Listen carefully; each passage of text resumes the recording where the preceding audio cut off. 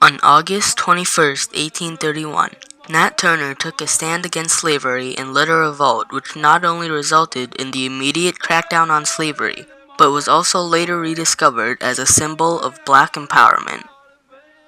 Nat Turner was born on October 2nd, 1800 in the Southampton County of Virginia, on the plantation of prosperous slave owner Benjamin Turner. Child of slave Nancy Turner and an unknown father, Nat Turner was born into a life of slavery. At the time that Nat was born, the abolishment movement in the North was growing increasingly stronger. In the South, however, slavery was still on the rise. With the invention of machines like the cotton gin, which made picking cotton much easier and quicker, the need for slaves was growing. In the states closer north, like Virginia, where Nat had lived, tobacco was farmed more commonly than cotton. Also, the social laws of slavery were not quite as strict closer north, which resulted in many slaves, including Nat, to be educated. Nat was taught to read by one of Benjamin Turner's sons, and after the passing of Benjamin Turner, Nat was sold for $400, quite a considerable amount for a slave in the 1800s. In his lifetime, Nat was sold as a slave a total of 3 times, his last owners being John Travis and his family. Nat was a hard-working slave, and when he wasn't at religious slave meetings, the majority of his free time went to praying, devotion, and fasting. There were even claims that Nat baptized himself in a pond near the Travis plantation. At the religious services for slaves that he often went to, Nat was a fiery preacher to his fellow workers. The first time that a voice spoke to him, Nat believed that God had chosen him for an important task. What the task was, he had yet to figure out. In 1825, Nat had another vision. He saw white and black spirits engaged in a bloody battle. Nat took this as God telling him that he was chosen to rebel. Later, in early 1831, Nat interpreted an eclipsed sun as a sign to start planning his attack against slavery. Nat gathered 4 other slaves from around the plantation, and together they planned to attack on July 4th, 1831. However, as the date neared, Nat fell ill, causing the slaves to postpone action. They took the opportunity to recruit 2 more slaves. On the evening of August 20th, 1831, Nat Turner and the 6 slaves he had conspired with met in the woods near Cabin Pond. They discussed the plan of attack that they had kept a secret for weeks. They departed their ways after settling on a time. At 2 o'clock in the morning the next day, the 7 slaves met and set off towards the Travis family's house, the first house out of many that they planned to attack. On their way to the Travis house, the slaves stopped at the Giles Reese house, where Cherry, Nat's wife, had lived. They quickly killed the Reese family and continued on. Once they eventually made it to the Travis house, they snuck in and quietly killed John Travis, his wife, and his children. As they were securing their new guns and horses, the slaves realized that they had left a sleeping baby in its crib. One of the slaves was sent back into the house to kill the baby, while the others continued on. As they went from plantation to plantation, they attempted to recruit slaves after killing their owners. To their disappointment and ultimately their demise, many slaves refused to join them, fearing the large risk of failure.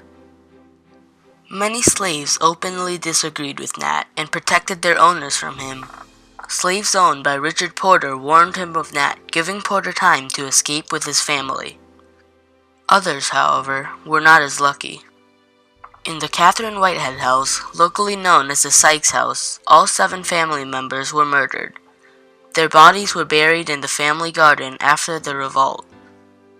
In total, Nat had managed to recruit approximately 70 other slaves by going plantation to plantation. It was a considerable amount, but not nearly the turnout that Nat had wanted or expected. As Turner's force continued to grow, Virginia's governor, John Floyd, received word of the rebellion. Floyd quickly requested for permission to use military force against the slaves, and the government accepted his request. John Floyd deployed over 3,000 troops to stop the slaves. The slaves were met by the troops, and they quickly realized that they were heavily outnumbered and outgunned. The slaves quickly dispersed, trying to escape their sealed fate. The majority of the slaves ran towards the woods, where they knew would make it easier to elude capture. Unfortunately for them, the troops were quickly able to catch up and capture most of them. The revolt had only lasted 2 days, ending on the night of August 23rd. 3 days after the slaves were defeated, August 26, Nat Turner was the only slave part of the revolt that had not been captured. As Nat was hiding from his captors, innocent slaves were being murdered. Up to 200 slaves who had nothing to do with the revolt were either beaten or brutally murdered by white mobs seeking revenge. On September 17, 1831, Benjamin Phipps, a local farmer, found Nat hiding in the woods near his farm. The emaciated Nat was captured at gunpoint and led to the local police. Authorities then brought Turner to Southampton County Jail, where he was housed for several weeks. While in jail, Nat was interviewed by his lawyer, Thomas Ruffin Gray. The interviews would later be published as part of a controversial book. Nat's trial occurred on November 5, 1831, and lasted less than 48 hours. Turner was convicted of conspiring to rebel and making insurrection.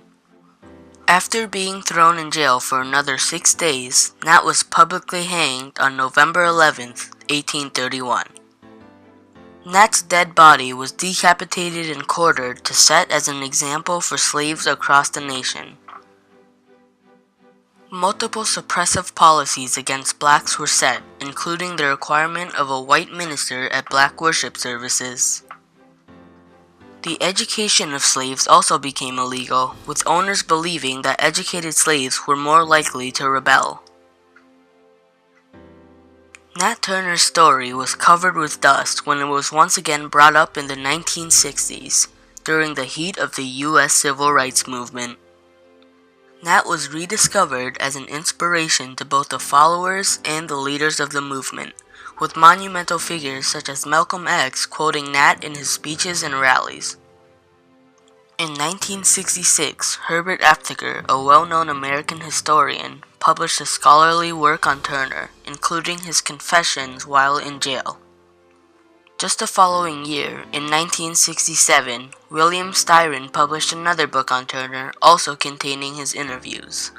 This book, however, received harsh feedback, with numerous historians saying that Styron's book was largely opinionated. The Southampton Slave Revolt was just the beginning of Nat Turner's legacy. Nat's actions led to much more than a slave revolt. When the U.S. Civil Rights Movement started, Nat's story was rediscovered as one of courage and heroism. It was widely referenced in the Black Power movement where, like Nat, African Americans used violence to try and achieve their goal of equality. Through numerous boycotts and trials, like Montgomery in the heart of Atlanta, countless marches and even riots, Nat's impact lasted through all of it and more. Even to this day, Nat has had part in changing the course of our lives. While slavery was banned many decades ago, social equality is still only something we dream of. Now, groups like Black Lives Matter are attempting to bridge the gap, but we still have a long journey ahead of us until everyone is treated equally in every part of this nation. Historically, Nat's role is widely debated, and throughout time, Nat's image in society has been ever-changing. Lately, however, tides have been turning, as books and movies are being released that portray Nat as what many believe him to be, a hero. Nat's acts of rebellion was not only leading a revolt that played a huge role in abolishing slavery, but also having the courage to stand up for the rights that we, as humans, deserve. Nat Turner took a stand for what he believed was right, and what we now know is right.